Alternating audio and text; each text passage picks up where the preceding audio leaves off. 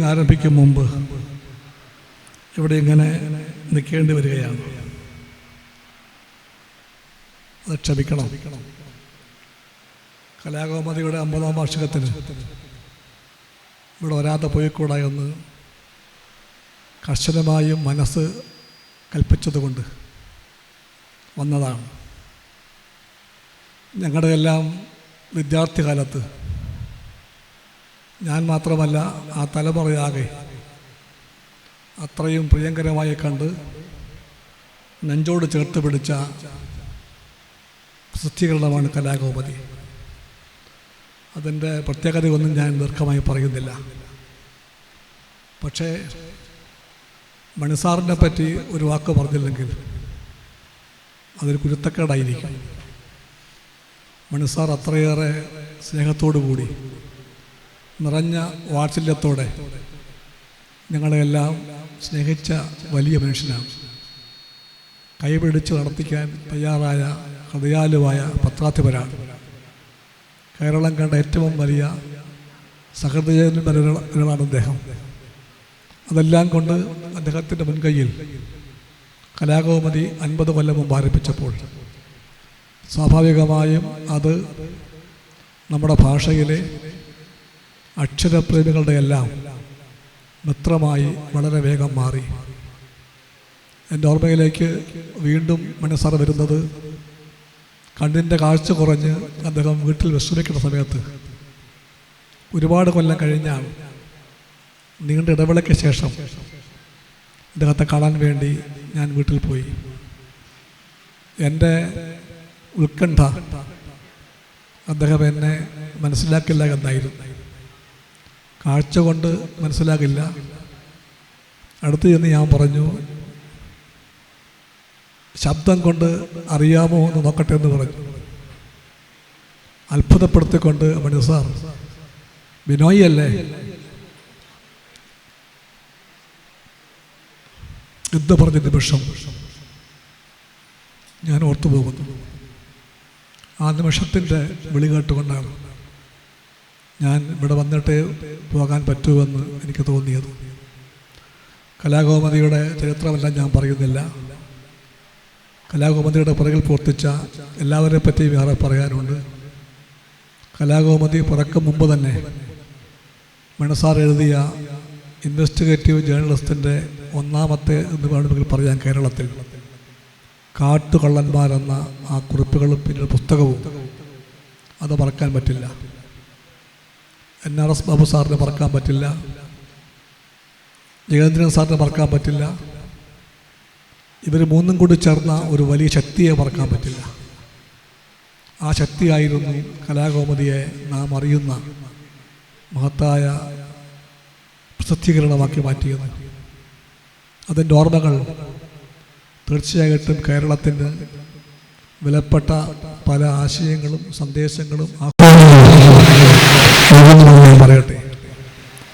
പത്രമാധ്യമരംഗത്തെ പ്രതിസന്ധികളെപ്പറ്റിയും പ്രവണതകളെപ്പറ്റിയും ഒന്നും ഞാൻ പറയാൻ നിൽക്കുന്നില്ല. കമ്മ്യൂണിസ്റ്റ് പാർട്ടി എല്ലാ കാലത്തും പത്രങ്ങളെ, ദൃശ്യമാധ്യമങ്ങളെ, അതുപോലെ തന്നെയുള്ള സാഹിത്യ പ്രവണതകളെ എല്ലാത്തിനെയും താല്പര്യപൂർവ്വം കാണാൻ ശ്രമിച്ച പാർട്ടിയാണ്. ആ ബന്ധം ഊഷ്മളമാണ്. പൊതുവിൽ ഒരിക്കലും കമ്മ്യൂണിസ്റ്റ് പാർട്ടി മാധ്യമങ്ങളോട് ഞങ്ങൾക്ക് വേണ്ടി നിങ്ങൾ നല്ലതേ പറയാവൂ എന്ന് പറഞ്ഞിട്ടേയില്ല. സ്വാഭാവികമായിട്ടും വിമർശനങ്ങളുണ്ടായിട്ടുണ്ട്. അത് ഞങ്ങൾ വായിച്ചിട്ടും കേട്ടിട്ടുമുണ്ട്. വിമർശനങ്ങളെ ഞങ്ങൾ കാണുന്നത് ഉൾക്കൊള്ളാൻ വല്ലതുമുണ്ടെങ്കിൽ ഉൾക്കൊള്ളുക എന്ന തീരുമാനത്തോടെയായിരുന്നു എന്നും ഉൾക്കൊള്ളാനാകാത്തത് ഉൾക്കൊള്ളുകയുമില്ല.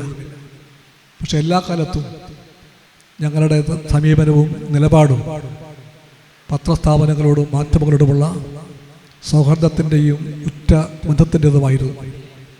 ഇന്നത്തെ ഇന്ത്യയിലെ അവസ്ഥയെപ്പറ്റി ഞാൻ പറയുന്നില്ല.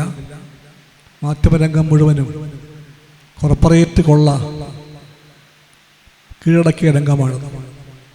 97% പ്രസിദ്ധീകരണങ്ങളും 4-5 കോർപ്പറേറ്റ് കുടുംബങ്ങൾ സ്വന്തമാക്കിയിരിക്കുന്നു.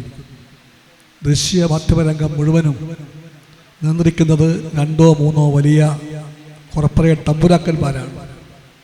അതിൻ്റേതായ പുത്തൻ ചാതുർവർണ്ണയം, പുത്തൻ കോർപ്പറേറ്റ് ആധിപത്യ വാസനകളും സംസ്കാരവും എല്ലാം കടന്നു വരുമ്പോൾ സംസ്കാരം, സാഹിത്യം, സഹൃദയത്വം, മനുഷ്യത്വം ഇതെല്ലാം വ്യങ്ങി വിറങ്ങലിച്ച് നിൽക്കുന്ന കാഴ്ച നാം കാണുന്നുണ്ട്.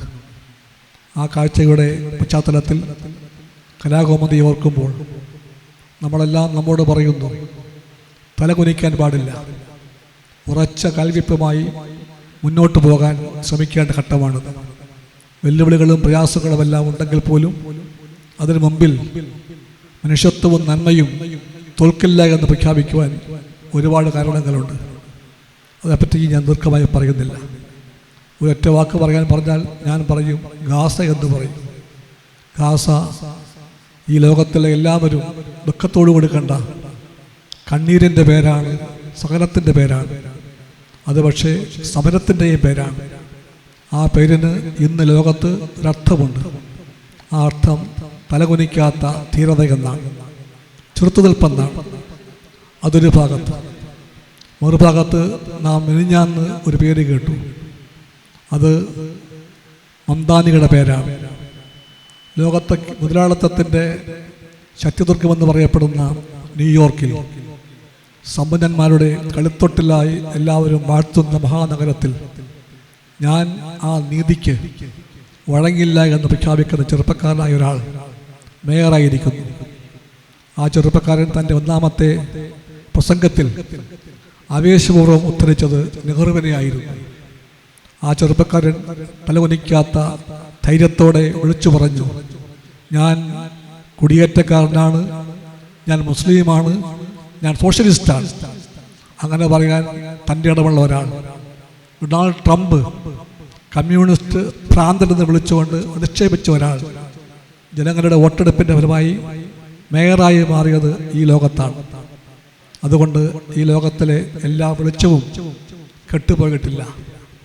ഇരുട്ട് പടരാൻ ശ്രമിക്കുമ്പോഴും ഇരുട്ടിൻ്റെ ബന്ധുക്കൾ ലോകത്തെ കീഴ്പ്പെടുത്താനായി കരുക്കൾ നിൽക്കുമ്പോഴും വെളിച്ചം കെട്ടുപോകുന്നില്ല എന്ന് പറയാൻ നമുക്കൊരുപാട് ന്യായങ്ങളുണ്ട്. കേരളം ആ വെളിച്ചത്തിൻ്റെ ഒരു തുരുത്താണ്, അല്ല പ്രകാശഗോപുരമാണ്. അതിൽ ഇടതുപക്ഷം വഹിച്ച പങ്കിനെ പറ്റി പറയുമ്പോൾ കമ്മ്യൂണിസ്റ്റ് പാർട്ടി വിനയപൂർവ്വം പറയും, ശ്രീനാരായണ ഗുരുവും അയ്യങ്കാളിയും അടക്കമുള്ള സാമൂഹിക നവോത്ഥാന നായകന്മാർ കൊളുത്തിവെച്ച വെളിച്ചമായിരുന്നു ഞങ്ങളെ വഴി കാണിച്ചത്. ആ വെളിച്ചമില്ലെങ്കിൽ കേരളത്തിൽ ഇടതുപക്ഷമോ കമ്മ്യൂണിസ്റ്റ് പാർട്ടിയോ ഇന്നെന്താണോ അതാകുമായിരുന്നില്ല എന്ന് ഞങ്ങൾ അറിയുന്നുണ്ട്. ആ ബന്ധങ്ങളെല്ലാം ഓർത്തുകൊണ്ടാണ് ഞങ്ങൾ കലാകൗമുദിയെ സ്വന്തമായി കണ്ടത്. നാളെയും സ്വന്തമായി കാണുമെന്ന് മാത്രം പറഞ്ഞുകൊണ്ട് ഞാൻ എൻ്റെ വാക്കുകൾ ചുരുക്കുന്നു. എല്ലാവർക്കും നമസ്കാരം.